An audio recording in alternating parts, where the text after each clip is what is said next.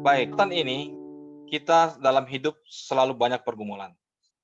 Pelajaran malam ini sangat indah dan mulia karena ternyata Allah memiliki solusinya. Makanya judulnya adalah Solusi Allah untuk Pergumulan Kita. Baik, saudara-saudaraku yang dikasihi oleh Tuhan, jikalau kita melihat dalam ayat inti Lukas 9 ayat 23 dan 24, setiap orang yang mau mengikut aku, ia harus menyangkal dirinya, memikul salibnya setiap hari dan mengikut aku. Karena barang siapa mau menyelamatkan nyawanya, ia akan kehilangan nyawanya. Tetapi barang siapa kehilangan nyawanya karena aku, ia akan menyelamatkannya. Oke, ayat ini sebenarnya sangat-sangat keras kalau kita lihat. Kalimat tentang mengikut Tuhan adalah sebuah hal yang secara bahasa kita ucapkan itu sangat mudah. Tapi ketika bicara mengikut Tuhan, ini sangat, pada faktanya, sangatlah tidak mudah. Karena banyak hal yang kita pikirkan dalam dunia ini. Karena banyak hal itulah yang membuat kita bergumul.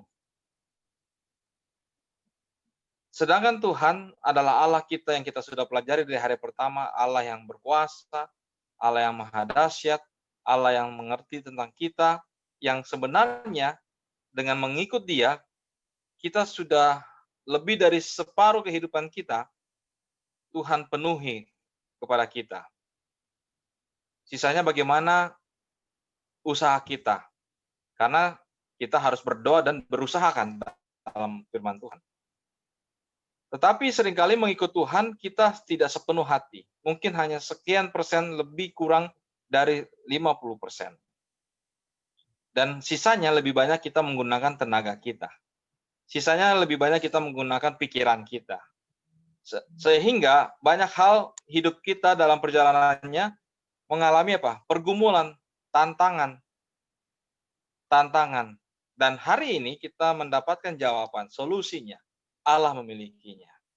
Ayat ini memberikan sebuah teguran juga bahwa barang siapa mau menyelamatkan nyawanya. Ini kalau saya mau terjemahkan, menyelamatkan nyawa itu sama dengan kita sedang mencari hidup. Mencari nafkah atau mencari, kalau orang bilang mencari sesuap untuk kehidupan. Dan seringkali manusia berani mengorbankan nyawanya, harga dirinya, segala sesuatunya, berbagai cara untuk mau menyelamatkan nyawanya atau hidupnya. Tetapi ayat ini mengatakan malah kita bukan selamat nyawa kita, tapi hilang. Karena hilang apa? Karena hilangnya nyawa kita oleh sebab kita memikirkan hanya diri kita. Tetapi kalau hilang nyawa kita oleh karena Tuhan, karena kita mengikut Tuhan, walaupun menderita, tapi karena saya setia kepada Tuhan, malah dikatakan apa? Ia menyelamatkan nyawanya. Logikanya terbalik malah ya. Logikanya terbalik. Ya orang bilang kalau kita berusaha hidup, maka kita maka kita menerima kehidupan itu. Ketika kita berusaha, maka kita menerima kehidupan itu. Tetapi yang dimaksudkan ayat ini bagaimana kita bisa mengerti? Kita lihat penjelasannya. Ada dua rahasia di dalam pelajaran kita, dua rahasia kebangunan rohani yang kekal. Dikatakan bahwa Yesus menawarkan solusi bagi orang Kristen duniawi. Nah, ini pelajaran kita yang sebelumnya. Bagaimana orang Kristen duniawi ini yang tadinya mereka ada di dalam gereja, mereka menjadi umat percaya, tetapi hatinya itu mendua. Sebelah hidupnya untuk dunia, sebelah untuk rohani. Malah bisa dikatakan bukan sebelah-sebelah, bukan setengah-setengah. Rohanianya itu hanya sebagai apa? Hanya sebagai formalitas saja, performance saja, bukan darah mendaging dari hidup rohaninya. Inilah Kristen duniawi. Tetapi Tuhan memiliki solusi. Kenapa ada solusi untuk Kristen duniawi? Karena faktanya begini, saudara-saudara. Kita walaupun bicara tentang iman, bicara tentang percaya, tetap ada hal-hal realistis yang kita pikirkan, hal-hal realistis, ya realistis aja lah. Nggak mungkin kita kelaparan hari ini terus kita bilang berdoa-berdoa terus datang itu makanan. Ada seperti itu pemikirannya. Sehingga banyak orang Kristen juga terjadilah namanya dilematis kehidupan. Di saat yang sama mau hidup bergantung kepada Tuhan, mengandalkan Tuhan, tapi di saat yang lain seringkali akhirnya kita korbankan apa yang Tuhan kehendaki demi untuk mendapatkan kehidupan. Nah, Yesus menawarkan solusi.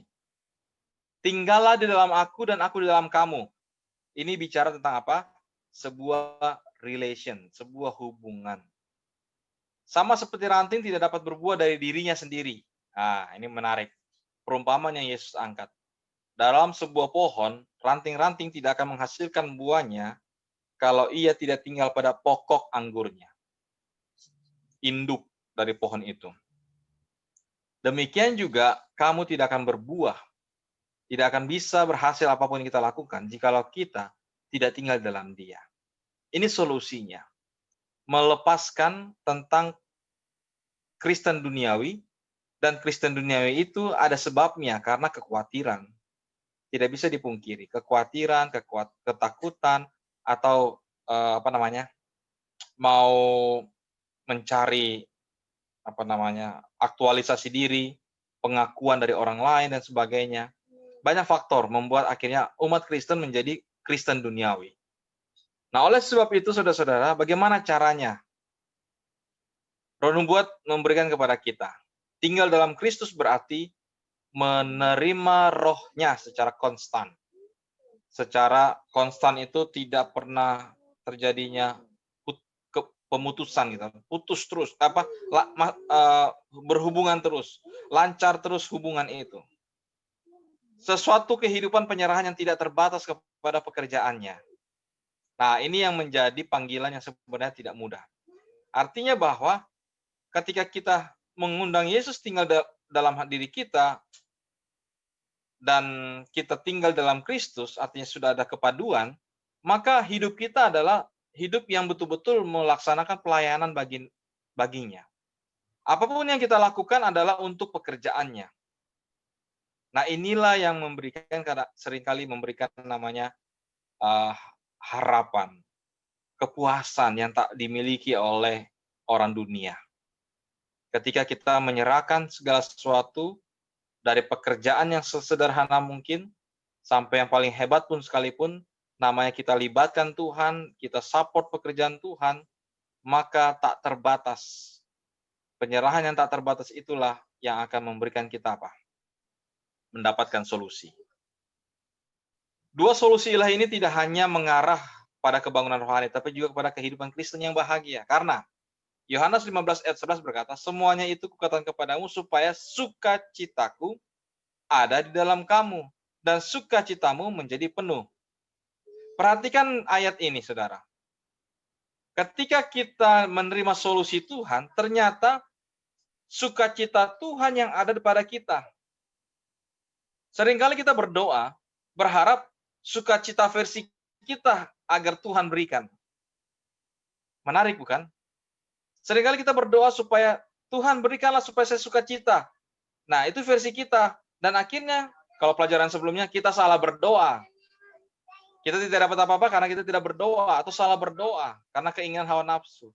Karena keinginan hawa nafsu memberikan sukacita bagi diri kita, bukan sukacita Yesus. Sekarang pilihannya, sukacita mana yang kita mau pilih? Sukacita diri kita atau sukacita Yesus yang ada dalam diri kita? Atau kita minta Tuhan supaya memenuhi sukacita diri kita? Dan itu menjadi permasalahan. Sehingga sangat baik memilih sukacita Yesus ada dalam diri kita. Kenapa? Karena sukacita Yesus yang ada dalam diri kita memberikan sebuah kuasa, kekuatan yang tidak bisa diberikan oleh kebahagiaan dunia ini. Tidak bisa diberikan oleh sukacita dunia ini. Tidak bisa diberikan oleh angan-angan keinginan daging kita. Keinginan daging kita bisa saja mungkin bersukacita, tapi itu hanya fana, sementara. Tetapi sukacita dari Tuhan Yesus adalah sukacita yang penuh. Kalau penuh, kalau tumpah isi lagi, tumpah isi lagi. Tapi kalau misalnya sukacita diri kita, duniawi, tumpah, susah isinya. Bersungutnya lama, isinya susah. Ayat kedua, yang menyebabkan solusi ini akan menyebabkan kita membawa kita akan mengalami Kristus di dalam kamu, atau kehadiran Tuhan dalam kehidupan kita sehari-hari. Berarti kita berbagi pengharapan akan kemuliaannya. Sungguh indah kehidupan Kristus ada dalam kehidupan kita sehari-hari. Dan inilah yang menjadi doa harapan kita harusnya. Bahwa solusi dari Tuhan membawa kita selalu ada bersama dengan Yesus Kristus. Pokok yang sangat penting, setiap hari kita perlu meminta dan menerima iman dengan iman pencurahan Roh Kudus dan menyerahkan semua yang kita miliki kepada Tuhan. Ia memberikan kegembiraan sejati. Hari pertama kita bicara tentang pentingnya meminta Roh Kudus. Hari ketiga kita mempelajari kebutuhan kita. Hari ini kita akan melihat lagi 2 langkah ini. Bagaimana kita melakukan 2 langkah yang Tuhan berikan tadi. Mengapa kita meminta Roh Kudus setiap hari? Bertahun-tahun yang lalu, saya membaca kisah tentang seorang preman yang bertobat kepada Kristus. Dia dengan sepenuh hati mengakui sumpah palsu, pencurian, dan kejahatan lainnya. Alhasil dia mengalami campur tangan ilahi yang luar biasa. Allah benar-benar mengubah hidupnya karena dia bertobat. Cerita ini dari kesaksian dari penulis ini, dia katakan bahwa dia terkesan. Dia berkata dalam dirinya bahwa dia baik-baik saja dalam banyak hal, tetapi dia tidak memiliki pengalaman seperti itu. Ketika itu dia berdoa bahwa Tuhan, saya juga ingin mengakui semua dosa saya yang terlihat dan dosa yang belum Engkau tunjukkan kepada saya. Selain itu, saya akan bangun 1 jam lebih awal setiap hari untuk berdoa dan membaca Alkitab. Saya ingin melihat apakah Anda juga akan ikut campur dalam hidup saya.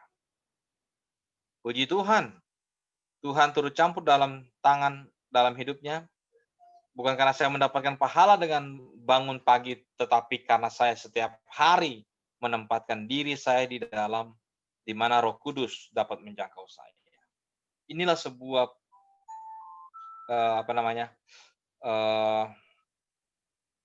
kualitas sebuah hubungan, bukan kuantitas.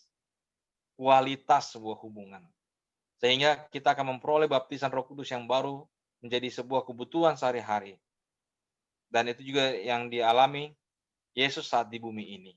Berapa banyak kuasa Roh Kudus yang dapat kita terima untuk memenuhi kebutuhan kita? Jawabannya adalah sebenarnya tak terhingga di saat kita mau. Paulus menulis tentang manusia batinia, diperbaharui hari demi hari. Dan dia berdoa agar umat Allah diperkuat dengan kekuatan melalui rohnya, roh Tuhan dalam manusia. Tuhan lebih rela, katanya, memberi Roh Kudus kepada mereka yang melayani Dia. Nah, ini kutipan sangat baik sekali bagi kita. Tuhan lebih rela memberi Roh Kudus kepada mereka yang melayani Dia daripada orang tua yang memberikan pemberian yang baik kepada anak-anaknya. Untuk baptisan Roh setiap hari, setiap pekerja haruslah mempersembahkan permohonannya kepada Allah. Inilah hal yang sangat penting dalam tulisan Roh Nubuat. Mengapa kita harus berserah setiap hari kepada Yesus? Yesus mau menolong murid-muridnya memahami sifat pengorbanan dari sebuah konsep pengikut Tuhan.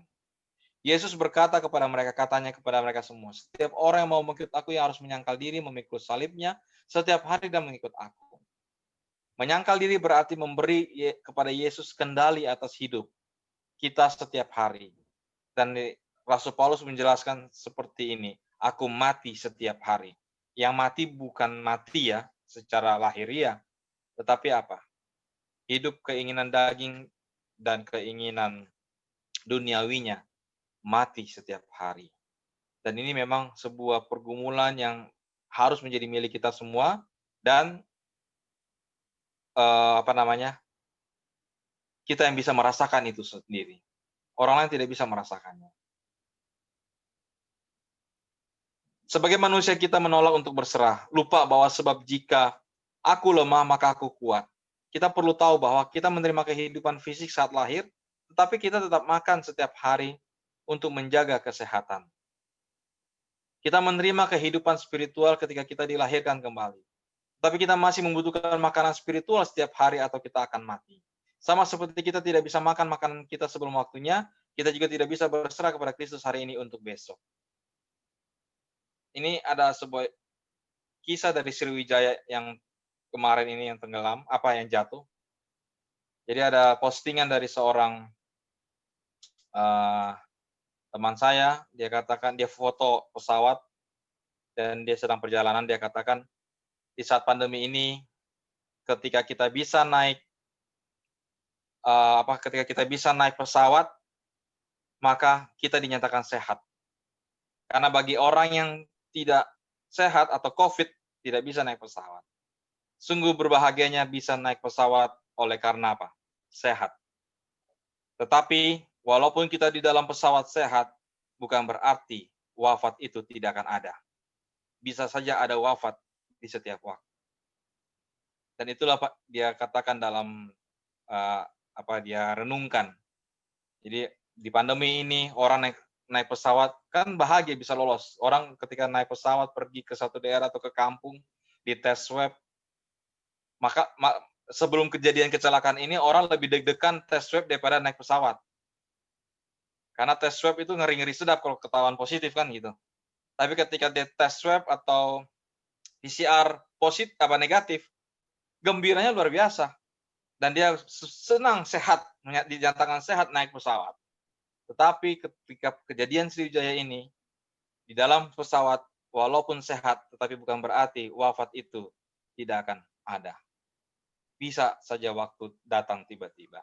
Oleh sebab itu, saudara, mari kita berdoa, jangan kita menolak panggilan Tuhan, solusi Tuhan, melakukan hubungan dengan Tuhan, baik pribadi, baik persekutuan dengan umat-umat Tuhan, dan bersama-sama kita saling menguatkan.